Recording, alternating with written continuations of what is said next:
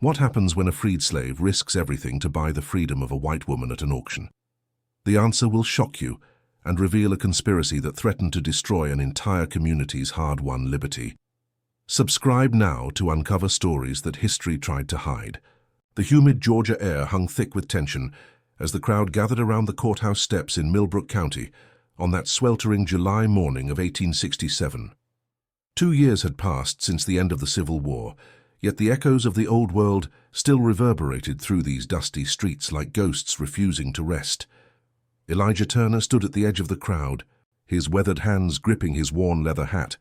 At 32, he carried himself with the quiet dignity of a man who had fought for every breath of freedom he now possessed. His dark eyes scanned the faces around him, some familiar, others hostile, all watching as the remnants of the Whitmore plantation were auctioned off piece by piece. The morning had started early for Elijah. He'd risen before dawn to complete his work at the sawmill, knowing that attending this auction would cost him a day's wages he could barely afford to lose. But something had compelled him to come, a nagging feeling that had kept him awake for the past 3 nights, ever since he'd heard whispers in the general store about the special items that would be sold today. As he stood there, Elijah's mind drifted to his sister Sarah, who lived 2 towns over with her husband and 3 children.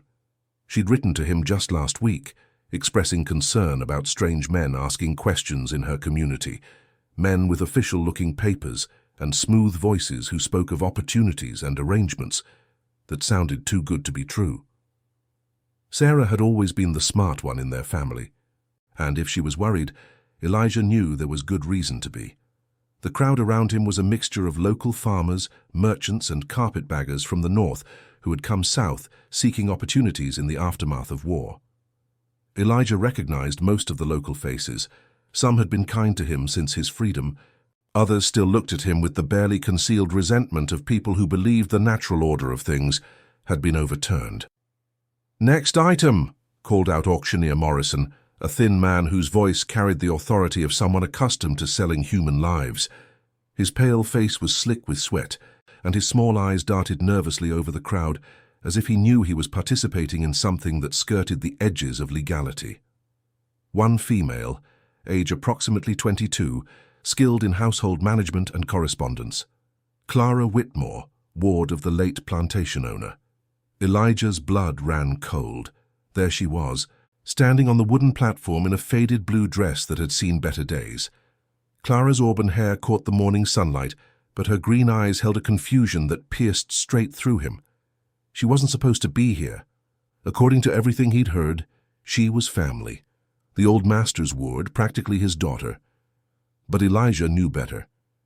He'd spent months piecing together fragments of conversations, stolen glances at documents and whispered rumors. During his time working various jobs around the county, he'd developed a network of information that most white folks never suspected existed. Former slaves talked to each other, shared warnings, passed along observations about the changing world around them. And what Elijah had learned about Clara Whitmore's situation had filled him with a growing sense of dread. He remembered the first time he'd seen her 3 months ago, when he'd been hired to repair some fencing near the big house. She'd been sitting on the porch reading a book, but there had been something wrong with the picture. The way she'd glanced nervously at the windows behind her, the way she'd quickly hidden the book when footsteps approached, the way she'd seemed more like a prisoner than a beloved family member. Clara's hands trembled as she stood there, her eyes darting between the bidders like a trapped animal. Elijah could see the moment when understanding dawned on her face. She wasn't being transferred to family friends or distant relatives. She was being sold.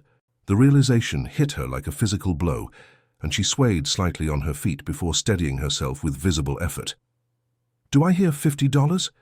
Morrison's voice cut through Elijah's thoughts, bringing him back to the horrible present. "50!" called out a voice from the crowd.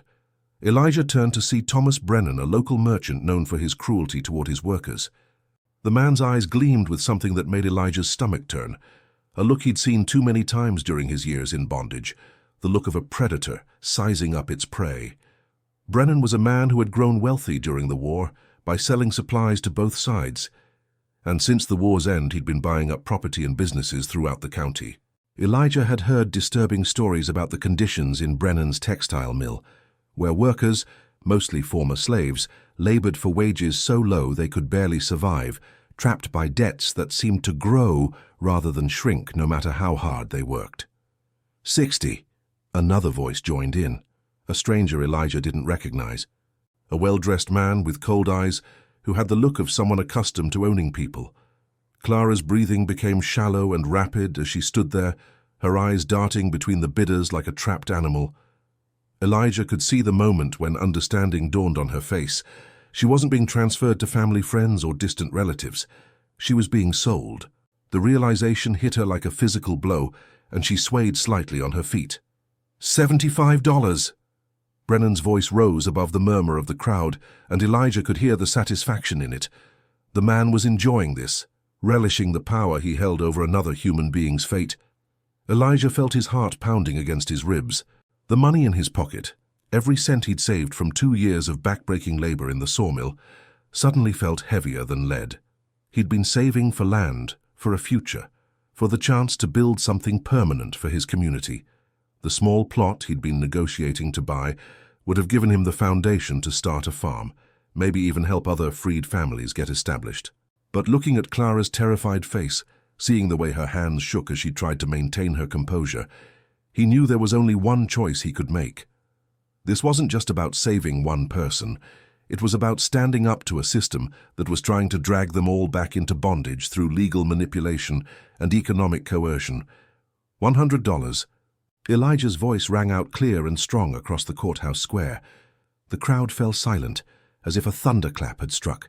Heads turned, eyes widened, and whispers began to spread like wildfire. A Negro bidding on a white woman. The very idea seemed to defy the natural order that so many still clung to, even in this new world of supposed freedom. Elijah could feel the weight of every stare, the hostility radiating from some quarters of the crowd like heat from a forge. He'd known this moment would come eventually, the moment when he'd have to choose between safety and doing what was right. His father had faced similar moments during their years in bondage, small acts of defiance that had sometimes meant the difference between life and death for their fellow slaves. Morrison's gavel hesitated in midair, his face flushing red with uncertainty. "Did you say 100, boy?" The word boy hung in the air like a slap, but Elijah had heard worse and survived. He stepped forward, his spine straight as an arrow, drawing on every ounce of dignity his father had taught him to maintain, even in the darkest times. "I said $100, sir, and I have the money right here." He pulled out a worn leather pouch, the coins inside clinking together like a metallic heartbeat. Each coin represented hours of sweat under the Georgia sun, splinters in his hands from handling rough lumber, and dreams of a better future that he was now willing to sacrifice for a stranger's freedom. Brennan's face flushed red with indignation, his carefully maintained composure cracking to reveal the rage beneath. "This is preposterous. You can't seriously consider—" "The law is the law," Morrison interrupted, though his voice carried reluctance and his eyes darted nervously between Brennan and the crowd. "If he has the money."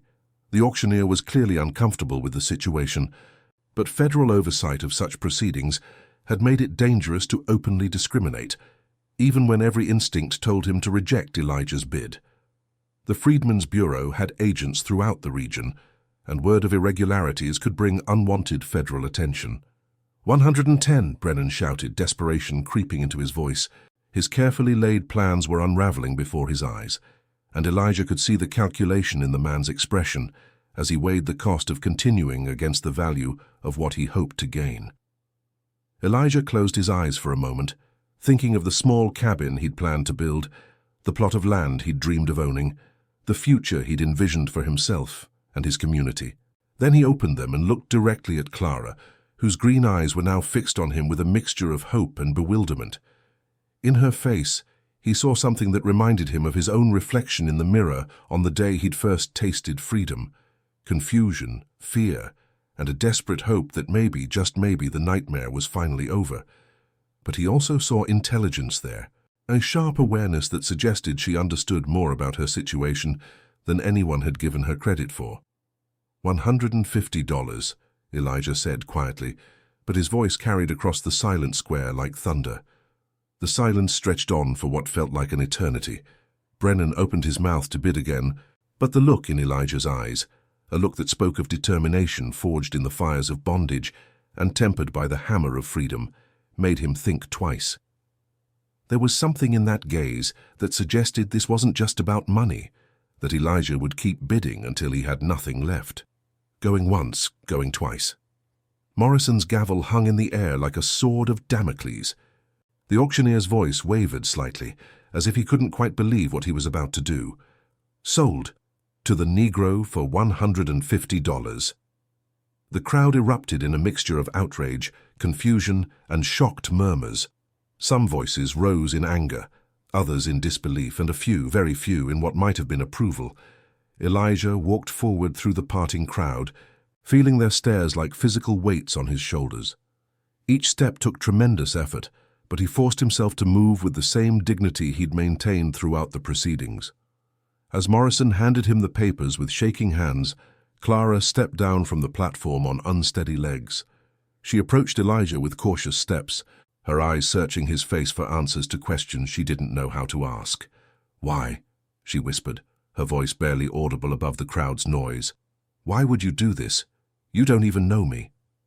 Elijah looked into her eyes and saw something that reminded him of his own reflection in the mirror on the day he'd first tasted freedom.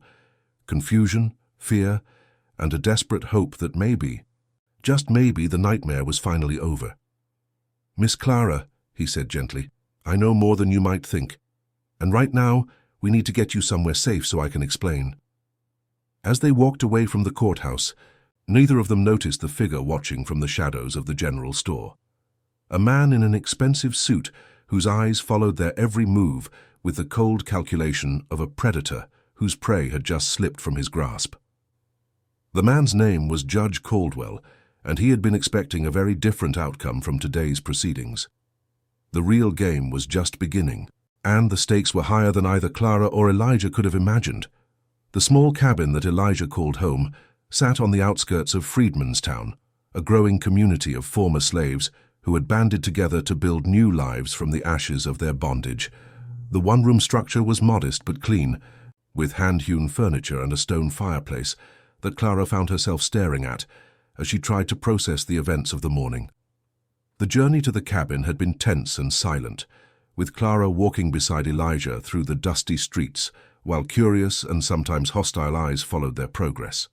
She had never walked through town as anything other than Henry Whitmore's ward, always accompanied by a servant or family member, always protected by the invisible shield of her assumed status. Now, walking beside a black man who had just purchased her freedom, she felt exposed and vulnerable in ways she had never experienced. Freedman's town itself was a revelation to Clara. She had heard about it. Of course, whispered conversations in the big house had often turned to the problem of former slaves establishing their own communities. But seeing it firsthand was different. The small houses were simple but well-maintained, with gardens where families grew their own vegetables and children playing in yards that belonged to their parents. There was a sense of purpose and hope here that she had never encountered before. "Please sit," Elijah said, gesturing to one of the two chairs he'd made himself. The furniture was rough but sturdy, crafted with the same careful attention to detail that Clara had noticed in everything about Elijah's demeanor. "I imagine you have questions." Clara remained standing, her arms wrapped around herself as if trying to hold her world together. The cabin was smaller than the servants' quarters at the plantation, but it felt different. It felt free. There were books on a small shelf, a Bible worn smooth from handling, and papers covered with what looked like careful calculations and planning. "Questions? Mr. Turner, I don't even know where to begin. Why did you spend your life savings on me? What do you want from me?" Her voice carried a tremor that she couldn't quite control, years of uncertainty and fear finally finding expression. Elijah poured water from a pitcher into a tin cup and offered it to her. When she didn't take it, he set it on the small table and took a step back, giving her space. The gesture was so different from what she was used to. No one had ever asked her permission for anything, never given her the choice to accept or refuse even the smallest kindness. "What I want, Miss Clara, is to tell you the truth. Something I suspect you haven't heard much of in your life." The truth? Clara's voice carried a bitter edge that surprised even her. The truth is that I just watched myself get sold like a piece of furniture. The truth is that the man I called Uncle Henry, the man who raised me after my parents died, left instructions for me to be. She couldn't finish the sentence, the words sticking in her throat like thorns. To be transferred to Thomas Brennan under a guardianship contract, Elijah finished quietly. Their contract that would have given him complete control over your life, your property and your freedom. Clara's eyes snapped to his, and for the first time since leaving the courthouse, she felt a spark of something other than fear. How could you possibly know that? Elijah walked to a small wooden box on his mantel and retrieved a folded piece of paper. The box itself was beautifully crafted, with intricate carvings that spoke of hours of patient work. Because I've been watching, Miss Clara, listening, learning, and what I've learned is that the Whitmore plantation never really stopped operating the way it always had. He unfolded the paper, a crude map drawn in pencil, with names and dates scrawled in the margins. The map showed not just Millbrook County, but the surrounding areas, with lines connecting various properties and names. It was the work of someone who had been methodically documenting a pattern that others had missed or chosen to ignore. For the past 6 months, I've been tracking something. People in our community have been disappearing. Not violently, not obviously, they just vanish. And when I started asking questions, I found out they'd all signed contracts. Work contracts, debt contracts, guardianship papers. Clara took the paper with trembling hands, studying the careful notations and connections. I don't understand. Slavery is over. The war ended slavery as it was, Elijah interrupted, his voice carrying the weight of hard-won knowledge. But it didn't end the desire to control free labor. It just made people more creative about how they do it. He moved closer, pointing to specific entries on the map. See, after the war, a lot of folks thought freedom meant they could just walk away and start over somewhere else. But freedom without resources, without education, without legal protection, that's not really freedom at all. It's just a different kind of trap. Clara's mind raced as she studied the map. Some of the names were familiar, people she remembered from the plantation, workers who had seemed happy to gain their freedom and start new lives. These names, some of these people, I remember them from the plantation, but they were freed, they left. They were brought back, Elijah said grimly, legally, with papers that looked official and contracts that seemed fair, and the man orchestrating it all was your Uncle Henry. The cup slipped from Clara's hands, shattering on the wooden floor. The sound seemed to echo in the small space, and Clara stared at the broken pieces, as if they represented the fragments of everything she had believed about her life. That's impossible. Uncle Henry was kind to me. He educated me, treated me like family. He treated you like a valuable asset, Elijah said, his voice gentle but firm. Think about it, Miss Clara. Did you ever have your own money? Could you leave the plantation whenever you wanted? Did you have any legal documents in your own name? Clara sank into the chair, her mind racing through memories she'd never questioned before. The locked doors at night that she'd been told were for her protection. The way conversations stopped when she entered a room. The strange looks from visitors who seemed surprised to see her there. The way Uncle Henry had always insisted on handling all her correspondence, even letters from distant relatives. I thought he was protecting me, she whispered. After my parents died in that carriage accident, he took me in. He said I was like a daughter to him. What do you remember about your parents' death? Elijah asked gently. Clara looked up, startled by the question. It was an accident. Their carriage overturned on the way back from town. Uncle Henry said they were killed instantly. And their property? Their money? Uncle Henry said there were debts, that everything had to be sold to pay what they owed. Clara's voice grew smaller as she spoke, as if she were finally hearing her own words and recognizing how little sense they made.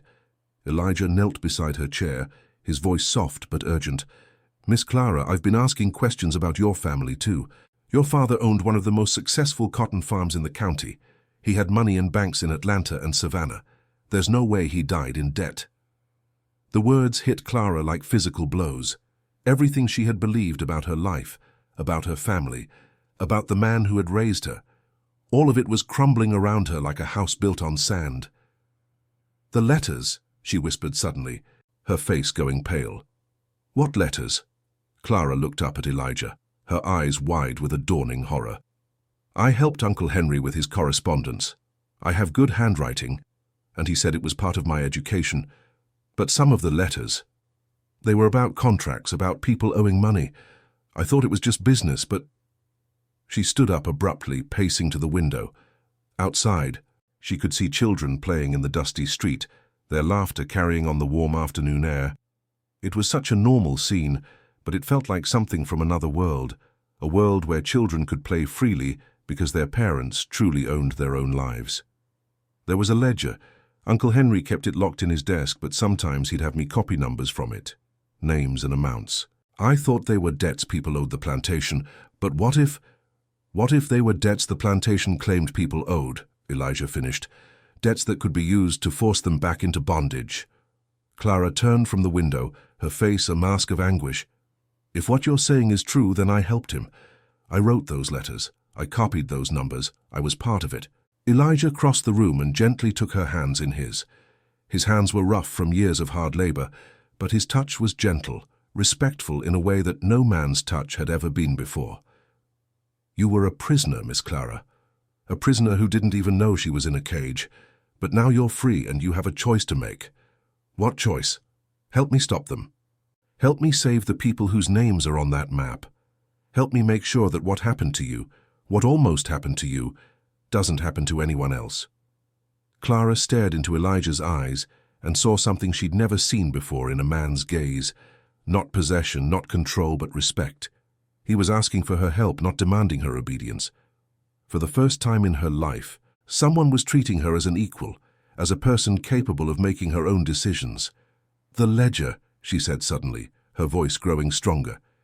"If it's still in Uncle Henry's desk, it would have everything. Names, amounts, dates, proof of what they've been doing." Elijah nodded. "The plantation house is being cleared out this week. If we're going to get that ledger, it has to be soon." "We?" Clara asked, and there was something in her voice that hadn't been there before, a note of determination, of purpose. "Only if you want to," Elijah said. "I won't force you to do anything, Miss Clara. You're free now, truly free. The choice is yours." Clara looked around the small cabin, at the simple furniture, the clean but worn clothes hanging on pegs, the Bible on the table. It was humble, but it was honest. It was real in a way that her life at the plantation had never been. Here was a man who had sacrificed everything he had to give her a choice, asking nothing in return except the chance to fight for justice. "My name is Clara," she said quietly. "Just Clara. And yes, I want to help." Outside, thunder rumbled in the distance, and the first drops of rain began to fall. Neither of them knew that at that very moment, Thomas Brennan was meeting with a group of men in the back room of the Millbrook Hotel, planning how to reclaim what they considered their rightful property. The storm was coming, and it would test everything they believed about freedom, justice, and the courage required to fight for both. But for now, in the safety of Elijah's cabin, two people who had been strangers that morning were forging a partnership that would change not just their own lives, but the lives of everyone in their community. The real fight was about to begin. The Whitmore plantation house stood like a monument to a dying world, its white columns gleaming in the moonlight as Clara and Elijah approached through the overgrown gardens. 3 days had passed since the auction, and the house had been mostly cleared of its contents, but Clara knew that Henry Whitmore had always kept his most important documents in the hidden compartment of his desk, a secret she'd discovered as a child and never mentioned to anyone. The past 3 days had been a whirlwind of planning and preparation. Elijah had introduced Clara to other members of the Freedman's town community, people whose stories had opened her eyes to the reality of life for former slaves in the post-war South. She had met Sarah Washington, whose husband Samuel had disappeared 6 months earlier, after signing what he thought was a simple work contract. She had spoken with elderly Moses Freeman, who had been forced to sign over his small plot of land to pay a debt that had mysteriously appeared on legal documents he couldn't read. Each story had added another piece to the puzzle, another confirmation that what they were fighting was not just individual greed, but a systematic attempt to recreate slavery under the guise of legal contracts and economic necessity. Clara had spent hours helping Elijah map out the connections, her education and familiarity with legal language proving invaluable in understanding the scope of the conspiracy. "The servants' entrance is around back," Clara whispered as they crept through the shadows of the oak trees. "The lock has been broken for years, but Uncle Henry never fixed it because no one else knew about it."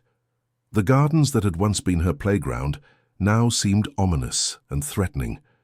Overgrown hedges created deep shadows where anyone could be hiding, and every rustle of leaves in the night breeze made her heart race. She had never approached the house like this, as an intruder, a thief in the night. The irony wasn't lost on her that she was now breaking into the place that had been her prison for so many years.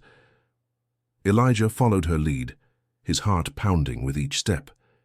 They'd spent the last 3 days planning this moment, going over every detail of the house's layout and timing their approach for when the caretaker would be making his rounds in town.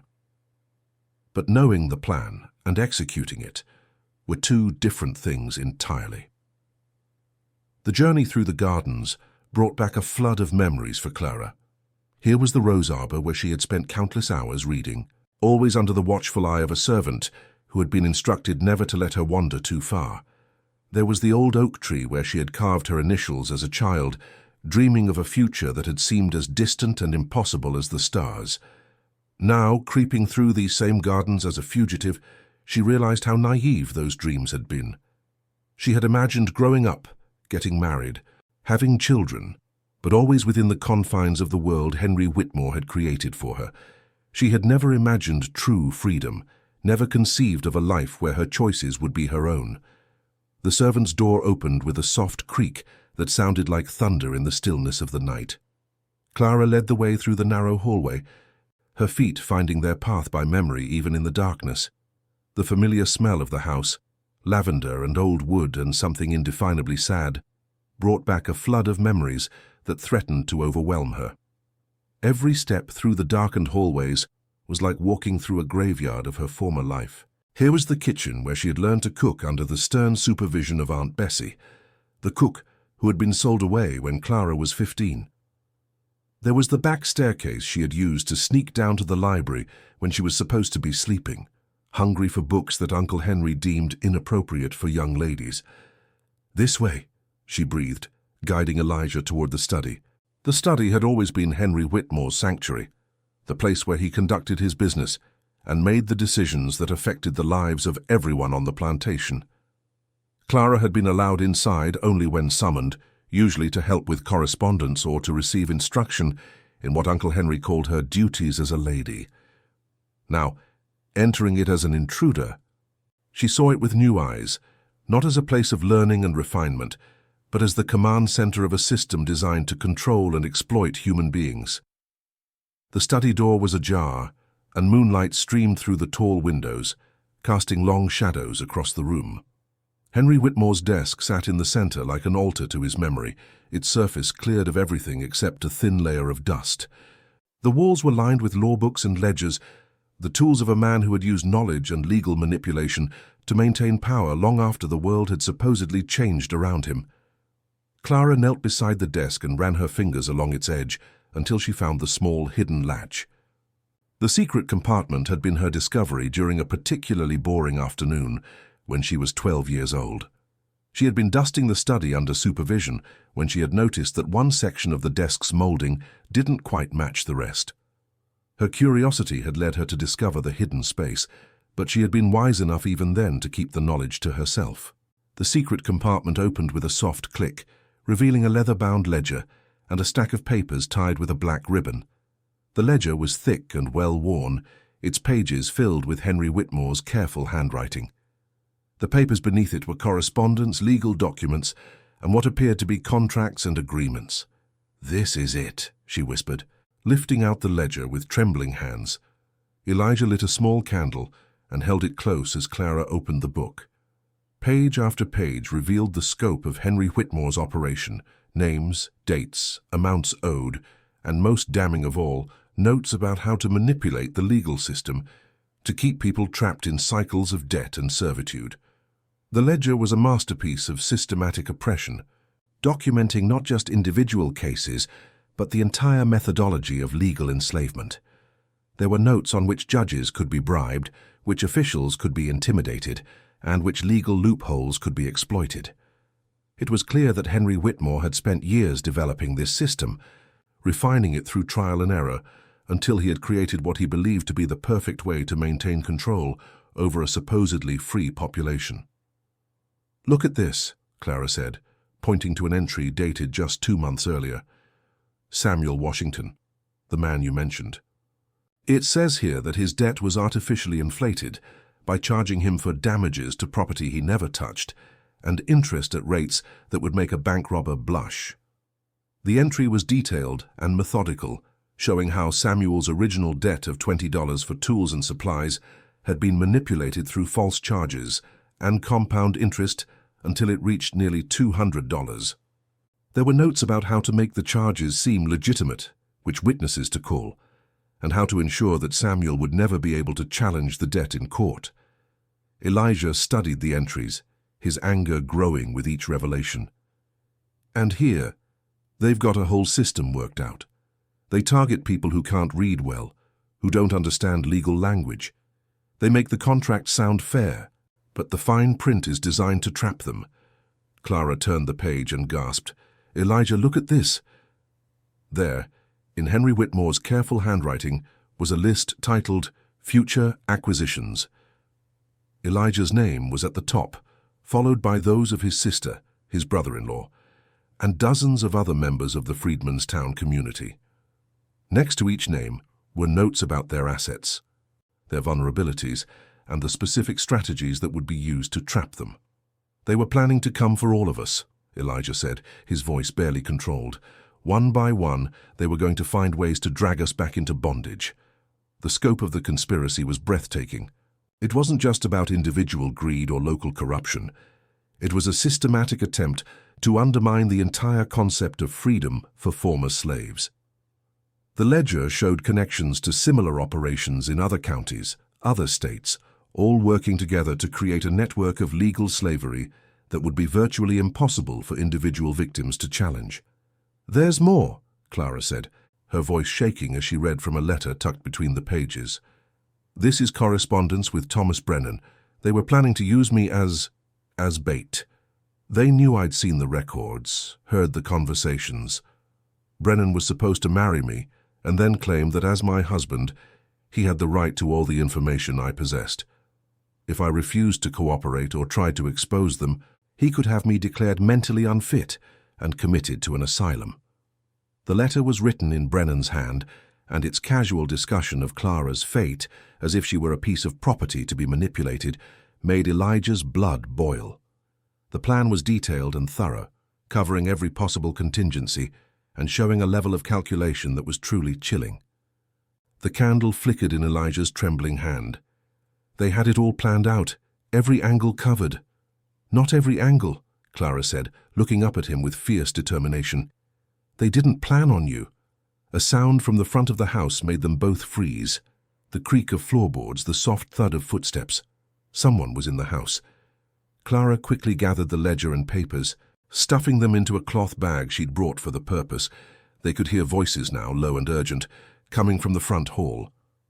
"Sure they came this way?" "Saw them heading toward the house not 20 minutes ago. Brennan wants them found." The voices were getting closer, and Clara could hear the heavy footsteps of multiple men moving through the house. They had been discovered, and from the sound of it, their pursuers were armed and determined. Clara grabbed Elijah's hand and led him toward the window. "We can climb down the trellis," she whispered. "I used to sneak out this way when I was younger." But as they reached the window, they could see torches moving through the gardens below. They were surrounded. The men outside were positioned to catch anyone trying to escape through the grounds, while the searchers inside were systematically checking every room. "The attic," Clara said suddenly. "There's a way out through the roof. "Follow me." They crept through the house like ghosts, Clara's intimate knowledge of every creaking board and loose floorboard guiding them safely past the searchers below. The narrow stairs to the attic were hidden behind a door that looked like part of the wall paneling, another secret Clara had discovered in her lonely childhood explorations. The attic was stifling hot and filled with the detritus of generations, old furniture, trunks of clothes, and boxes of papers that would have told their own stories if anyone had cared to read them. The air was thick with dust and the smell of old wood and forgotten memories. Clara led Elijah to a small window at the far end, one that opened onto a section of roof that connected to the old slave quarters. "From there we can get to the woods," she explained as she struggled with the window latch. "But Elijah, even if we get away, what then? They know we were here. They'll know we have the ledger." The window was stuck, swollen from years of humidity and neglect. Elijah helped her with it, putting his shoulder against the frame while she worked the latch. Below them, they could hear the searchers getting closer, their voices growing more urgent as they realized their quarry had eluded them. Elijah helped her with the window, his mind racing through possibilities.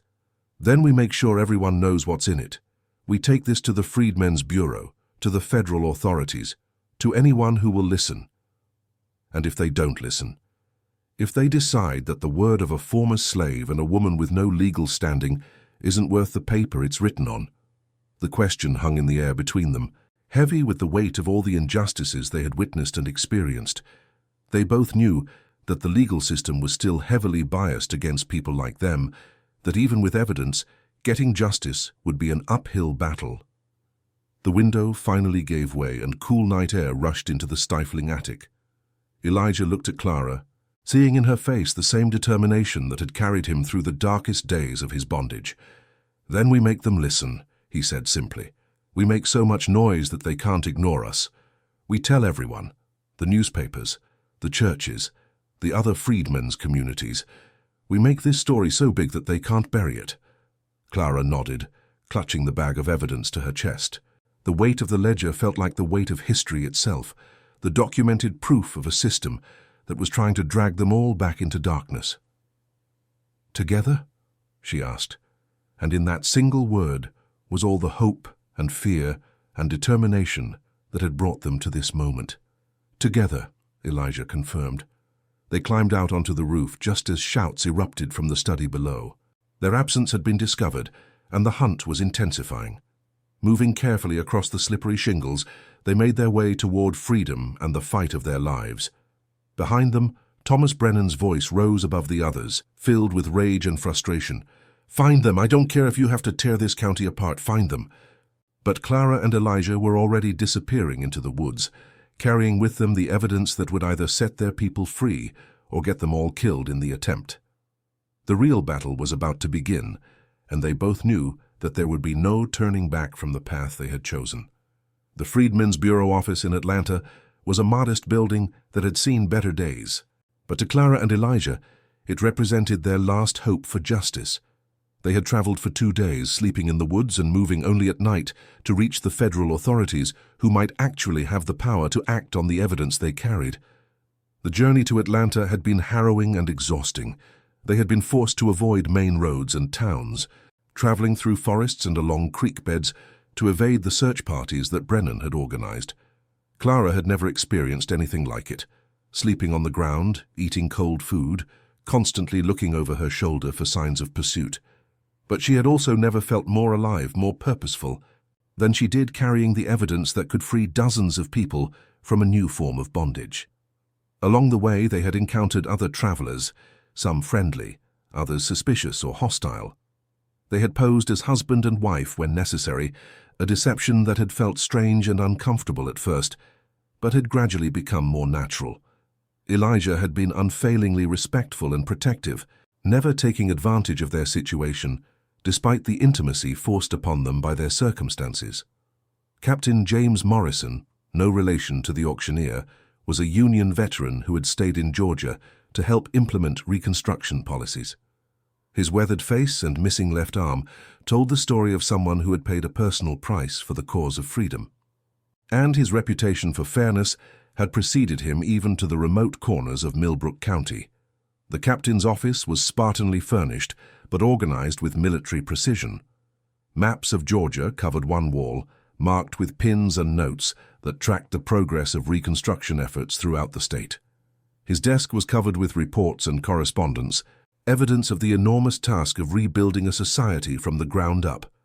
"This is quite an accusation you're making," Captain Morrison said as he studied the ledger spread across his desk.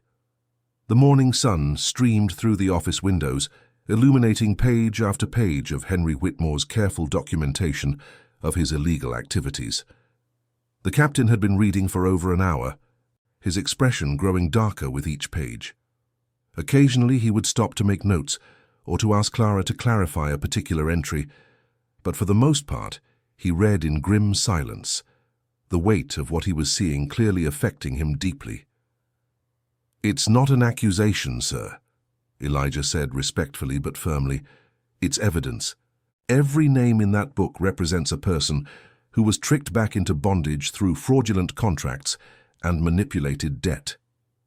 Clara sat beside Elijah, her hands folded in her lap, but her eyes blazing with determination. The past few days had changed her in ways she was still discovering. The frightened, confused woman who had stood on the auction block was gone, replaced by someone who understood her own power and was willing to use it for justice. "I can testify to the authenticity of these documents, Captain.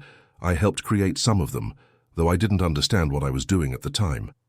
Captain Morrison looked up from the ledger, his grey eyes studying Clara's face with the intensity of a man accustomed to judging character under pressure. "Miss Whitmore, you understand that your testimony could put you in considerable danger. These men you're accusing, they have money, influence, connections. They also have my friends and neighbors trapped in a system that's slavery in everything but name," Clara replied, her voice steady and strong.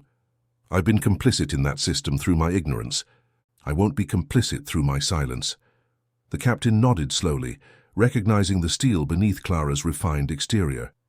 He had seen that same determination in the eyes of soldiers who had faced impossible odds and refused to surrender. It was the look of someone who had found something worth fighting for, regardless of the personal cost. He turned to a map on his wall, one that showed the entire southeastern United States marked with various colored pins. "We've been hearing rumors about this kind of activity throughout the region, sharecropping contracts that never allow the debt to be paid off, guardianship arrangements that strip people of their legal rights, work agreements that amount to indentured servitude. But we've never had proof this comprehensive." The map told a story of systematic oppression that extended far beyond Millbrook County. Red pins marked locations where similar schemes had been reported, yellow pins showed areas under investigation, and green pins indicated places where successful prosecutions had taken place. The pattern was clear. What they had uncovered was part of a much larger conspiracy. He walked back to his desk and picked up one of the letters from Henry Whitmore's correspondence. "This letter here, to Judge Caldwell in Millbrook, it's essentially a bribe. Whitmore is offering to fund the judge's re-election campaign in exchange for favorable rulings on debt collection cases. Judge Caldwell is the one who would have ruled on my guardianship transfer to Thomas Brennan," Clara said quietly. "The fix was in from the beginning. The letter was written in code that was transparent once you understood the context. References to campaign contributions and mutual support were clearly bribes, while discussions of legal precedents and community standards were instructions on how to rule in specific cases." Captain Morrison sat down heavily in his chair, the weight of responsibility settling on his shoulders like a physical burden. "The problem is, even with this evidence, prosecuting these men won't be easy. The local authorities are either bought off or sympathetic to the old ways. We'll need federal intervention, and that means convincing my superiors in Washington that this is worth their attention." "What would it take to get their attention?" Elijah asked, though he suspected he already knew the answer. "Witnesses, living witnesses who are willing to testify about what happened to them. And we'd need to catch these men in the act of implementing their schemes." Clara and Elijah exchanged glances. They had discussed this possibility during their journey to Atlanta, knowing it would likely come to this. The evidence in the ledger was damning, but it was also historical, proof of past crimes rather than ongoing ones. To build a case that would stand up in federal court, they would need to catch the conspirators in the act. What if we could give you both? Clara asked. Captain Morrison raised an eyebrow. What do you mean? The ledger shows that they're planning to move against several families in Freedman's town next week, Elijah explained. They're going to claim that these families owe money for improvements to their cabins, improvements that were actually paid for by the families themselves. If we could warn the families and have federal agents present when Brennan and his men try to serve the fraudulent papers, you'd catch them red-handed, the captain finished. But it would be dangerous. If they suspect a trap, they might resort to violence. The plan was risky, but it was also their best chance to gather the kind of evidence that would be impossible to dismiss or ignore. Federal agents witnessing the crimes as they happened would carry far more weight than historical documents, no matter how damning. They're already resorting to violence, Clara said. It's just the slow violence of legal theft instead of the quick violence of whips and chains. Captain Morrison studied the map again, his mind working through the logistics and implications of what they were proposing. I'll send a telegram to Washington today. If I can get authorization for a federal operation, we'll do this. But I want both of you to understand, once we start this, there's no going back. These men will stop at nothing to protect their operation. We understand, Elijah said. But Captain, there's something else you should know. According to the ledger, this isn't just happening in Millbrook County. Whitmore was corresponding with similar operations in at least 6 other counties across Georgia and Alabama. This is bigger than just one plantation. The weight of that revelation settled over the room like a heavy blanket. Captain Morrison walked to his window and stared out at the busy Atlanta street, where former slaves and former masters were still learning how to exist in the same world. The street below was a microcosm of the larger struggle taking place throughout the South. Former slaves walked alongside their former masters, but the relationships were still defined by the old hierarchies and prejudices. True equality remained a distant goal, and the evidence they had uncovered showed just how determined some people were to prevent that goal from ever being achieved. If what you're telling me is true, he said finally, then we're not just talking about a few corrupt individuals. We're talking about a systematic attempt to undermine the entire Reconstruction effort. Yes, sir, Clara said. That's exactly what we're talking about. The implications were staggering. If similar operations were active throughout the South, it meant that thousands of former slaves were being systematically re-enslaved through legal manipulation. The promise of freedom that had been won through 4 years of bloody war was being stolen through contracts and courtrooms.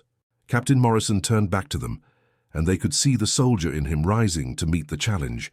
Then we're going to stop them. All of them. 3 days later, Clara and Elijah were back in Millbrook County, but they weren't alone. Hidden in the woods around Freedman's town were a dozen federal agents, armed with warrants and the authority to make arrests. The trap was set, and everyone involved understood that the next few hours would determine not just their own fates, but the fate of Reconstruction itself.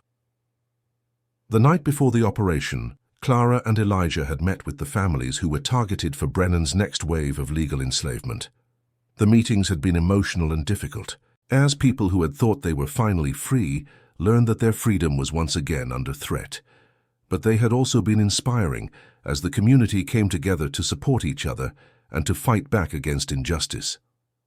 Thomas Brennan arrived at dawn with a group of armed men and a stack of legal papers. He expected to find a community of frightened former slaves who would submit to his authority without question. Instead, he found Elijah Turner standing in the center of the town square, surrounded by his neighbors and backed by the full power of the federal government. The morning was crisp and clear, with a hint of autumn in the air that seemed to promise change and renewal. The entire community had gathered in the square, not in fear but in solidarity. Children who should have been playing were standing with their parents, understanding instinctively that this moment would determine their future. "Thomas Brennan," Captain Morrison announced, stepping out from behind one of the cabins with his badge gleaming in the morning sun. "You're under arrest for conspiracy to violate the civil rights of freed persons, fraud and corruption of public officials." The look of shock and rage on Brennan's face was something Clara would remember for the rest of her life. For a moment, it seemed like he might try to fight, But the sight of federal agents emerging from every hiding place in the town convinced him that resistance was futile. His carefully constructed world of legal manipulation and economic coercion was crumbling around him, and he could see in the faces of the people he had tried to re-enslave that his power over them was broken forever. As the arrests were made and the evidence was catalogued, Clara found herself standing beside Elijah, watching the end of a nightmare that had haunted her community for too long.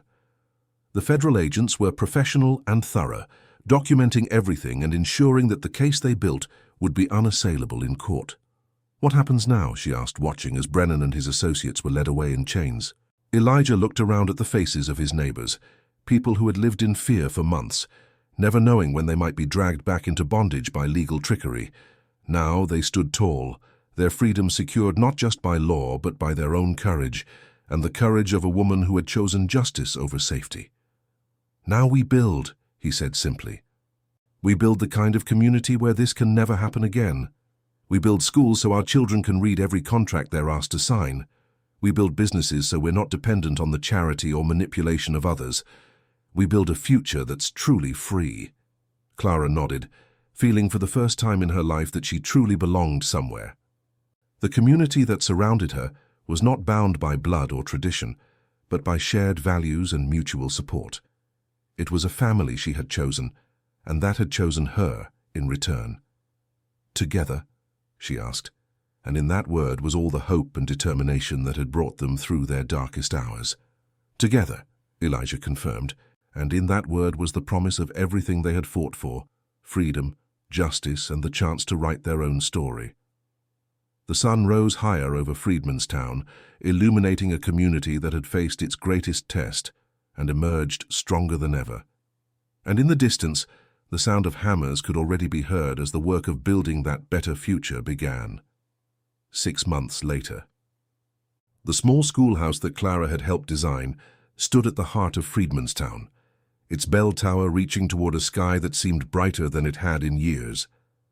Inside, children who might have grown up illiterate were learning to read and write, while their parents attended evening classes to ensure they would never again be vulnerable to the kind of legal trickery that had nearly destroyed their community. The schoolhouse was more than just a building. It was a symbol of everything the community had fought to achieve. Built with lumber donated by sympathetic merchants and labor provided by every able-bodied person in town, it represented the collective determination to create a better future for their children. Clara stood at the front of the classroom, teaching a group of adults how to read contracts and legal documents. Beside her, Elijah helped those who struggled with the more complex language, his patience and gentle encouragement helping them overcome years of being told they weren't smart enough to understand such things. The evening classes had become one of the most important institutions in Freedman's town. Men and women who had worked all day in fields and factories would gather in the schoolhouse to learn the skills that would protect them from exploitation. They studied not just reading and writing, but basic mathematics, legal principles, and their rights as citizens. The trials had been swift and decisive. Thomas Brennan and his associates were sentenced to federal prison, while Judge Caldwell was removed from the bench and disbarred. The evidence from Henry Whitmore's ledger had led to similar prosecutions across the South, dealing a significant blow to the network of corruption that had threatened to undermine Reconstruction. But perhaps more importantly, the story of what had happened in Millbrook County had spread throughout the region, inspiring other communities to stand up for their rights and demand the freedom that was rightfully theirs. Newspapers had picked up the story, churches had preached sermons about it, and politicians had been forced to address the systematic attempts to re-enslave freed people. The ripple effects of their courage had extended far beyond their small community. Federal legislation had been strengthened to close the loopholes that men like Brennan had exploited, and new oversight mechanisms had been put in place to prevent similar schemes from taking root. As the evening class ended and the students filed out into the warm Georgia night, Clara and Elijah found themselves alone in the schoolhouse they had helped create. The simple wooden desks and hand-drawn maps represented so much hope and hard work, so much sacrifice and determination to build something better from the ashes of the old world. The walls of the schoolhouse were decorated with the students' work, Maps they had drawn of their community, essays they had written about their dreams for the future, and certificates marking their progress in reading and mathematics. Each piece represented not just individual achievement, but collective triumph over a system that had tried to keep them ignorant and powerless. "Do you ever regret it?" Clara asked, looking around at the simple wooden desks and hand-drawn maps that represented so much hope and hard work. "Regret what?" Elijah replied, though he knew what she meant. "Spending your life savings on me, giving up your dream of owning land to save someone you barely knew." Elijah walked to the window and looked out at the thriving community that surrounded them. New houses with gardens where families grew their own food, small businesses that provided goods and services to their neighbors, and children playing in streets that belonged to them. The community had grown significantly in the months since the trials, as word spread about a place where former slaves could live in true freedom and safety. The land that Elijah had dreamed of owning had become something even better, a community where dozens of families owned their own plots, where children could grow up free, and where the principles of justice and equality were not just ideals but lived realities. "Clara," he said, turning back to her with a smile that lit up his entire face, "I got something better than land. I got a partner in building a future that's worth living in." Clara felt tears prick her eyes as she realized the truth of his words. She had spent her entire life feeling like she didn't belong anywhere, too white for the slave quarters, too poor and powerless for the big house, too honest for the world of corruption that had surrounded her. But here, in this simple schoolhouse, in this community of people who had chosen freedom over safety, she had found her home. The partnership between Clara and Elijah had become the foundation for something larger than either of them had imagined. Their different backgrounds and skills had complemented each other perfectly. Her education and familiarity with legal language, his practical knowledge and deep understanding of his community's needs. Together, they had created programs that addressed not just immediate problems, but long-term challenges. "Together?" she asked, echoing the word that had become their promise to each other and their community. "Together," Elijah confirmed, and as the last light of day faded into the peaceful darkness of a truly free night, they began planning the lessons for tomorrow, lessons that would ensure that the children of Freedman's Town would grow up knowing not just how to read and write, but how to recognize freedom when they saw it and fight for it when it was threatened. The schoolhouse had become more than just a place of learning. It was a beacon of hope that attracted visitors from across the region. Delegations from other communities came to study their methods and learn how to replicate their success. Government officials came to see what Reconstruction could accomplish when it was implemented with genuine commitment to justice and equality. But perhaps most importantly, it had become a place where the children of former slaves could dream of futures that their parents had never dared to imagine. In the evening classes, adults learned to read the contracts that had once been used to trap them. In the day classes, children learned mathematics and science and literature, preparing for careers as teachers and doctors and lawyers and business owners. The story that had begun with an unexpected purchase at an auction had become something much larger, a testament to the power of courage, the importance of truth, and the unbreakable bonds that form when people choose to stand together against injustice. Clara often thought about the moment when Elijah had stepped forward at that auction, risking everything he had to save a stranger. It had seemed like an act of individual heroism, but she now understood that it had been something more, a declaration that freedom was not something to be hoarded, but something to be shared, not something to be enjoyed in isolation, but something to be defended collectively.